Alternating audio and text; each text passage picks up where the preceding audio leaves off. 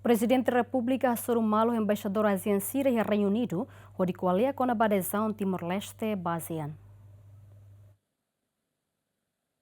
Presidente da República José Ramos Horta sexta loraikne halo encontro com o embaixador Ciro Husinação membro ASEAN nebe destaque e Reino Unido molok desloca ba Vaticano onde participa cerimônia fúnebre Papa Francisco Nian. Horta hatete encontro com o embaixador ASEAN Sirene onde qualia com a preparação Timor-Leste Nian atu sai membro pleno ASEAN nebe se acontece e a fulan outubro tinane. Hoje encontramos o grupo embaixador ASEAN Sirene e a embaixada Indonésia e o grupo da Bebolu, grupo ASEAN e se halo briefing basira quando a tinha preparativos, se iremos acompanhar, se irá ter e depois va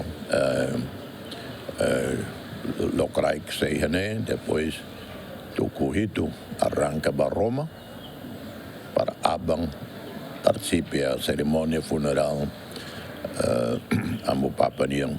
Conferência interministerial tinan rihun rua ronulu resin rua iha Camboja, nação membro ASEAN Sira Simon adesão Timor-Leste Niamba adesão, mas berro estatuto observador. Notuera agenda Timor-Leste se sai membro pleno ASEAN Nian iha conferência nebe se halau iha Jakarta, Indonésia, iha fulan outubro tinanem.